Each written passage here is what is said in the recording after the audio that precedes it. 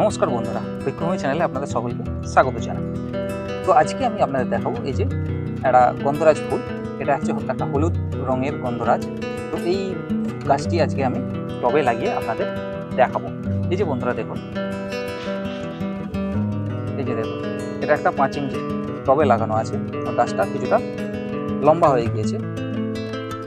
তো এটা আমি আজকে টবে লাগিয়ে আপনাদের দেখাবো। তো বন্ধুরা, ভিডিওটি প্রথম থেকে শেষ পর্যন্ত দেখতে থাকুন। তো বন্ধুরা, এই যে দেখুন, আমি কিছুটা মাটি প্রথমে আগে থেকে নিয়ে রেখেছি।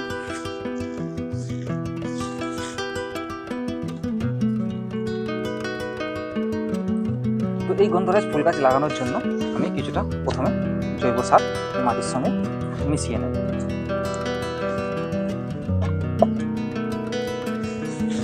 দিয়ে মাটিটাকে ভালো করে মিক্স করে নেব।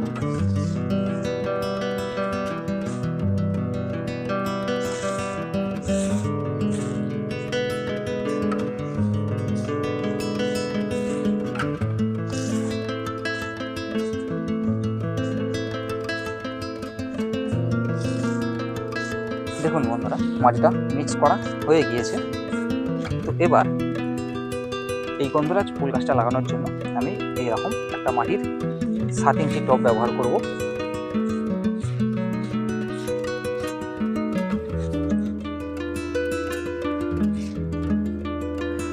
আর এই টবের নিচের যে ছিদ্রটি আছে, ছিদ্রটি একটা টবের ভাঙা অংশ দিয়ে প্রথমে ঢেকে দেব।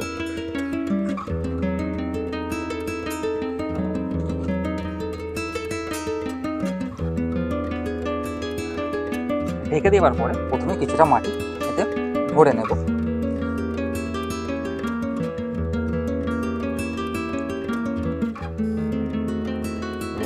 ভরে নেবার পরে এই গ্রো ব্যাগ থেকে এই গাছটিকে বার করে নেব।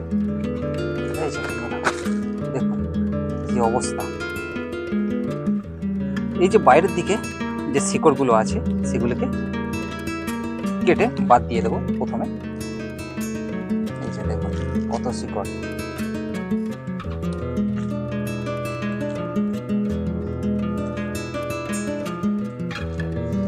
এই যে শিকড়গুলো কেটে দেওয়ার পর এই যে এটা ভালো করে সেট করে লাগিয়ে দেব। এই যে বন্ধুরা দেখুন, টবের নিচের মাটিটা কিছুটা আমি ভেঙে দিলাম।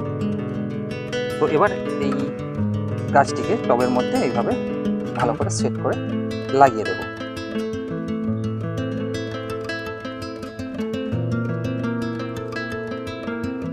দেওয়ার পরে হাত দিয়ে এইভাবে মাটি দিয়ে দেব।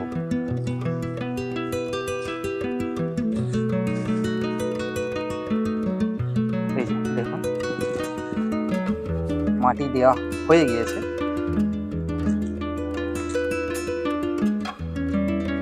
তো বন্ধুরা, এইখানে আরেকটা কাজ করব, সেটা হলো এই একটা বাঁশের লাঠি দিয়ে গাছটিকে বেঁধে দেবো, যাতে গাছটি সোজা থাকে, কেননা গাছটি নুয়ে পড়ছে।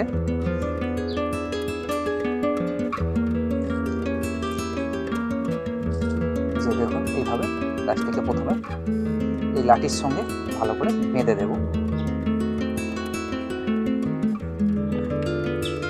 তো বন্ধুরা, গাছটি বেঁধে দেওয়া হয়ে গিয়েছে। তো এতে এবার জল দিয়ে দেব।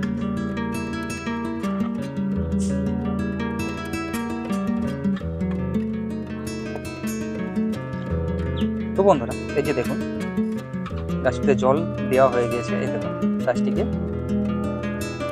বাঁধাও হয়ে গিয়েছে।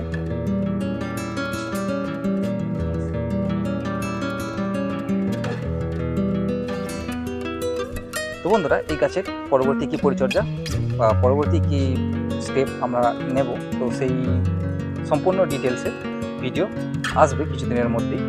তো তার জন্য চ্যানেলটি অবশ্যই সাবস্ক্রাইব করে রেখে দেবেন। আর কমেন্টের মাধ্যমে আপনাদের মতামত জানাতে ভুলবেন না। ভালো লাগুক বা খারাপ লাগুক, সেটা অবশ্যই কিন্তু কমেন্টের মাধ্যমে জানাবেন। তো বন্ধুরা, এই ছিল আজকের ভিডিও। আজ এই পর্যন্ত।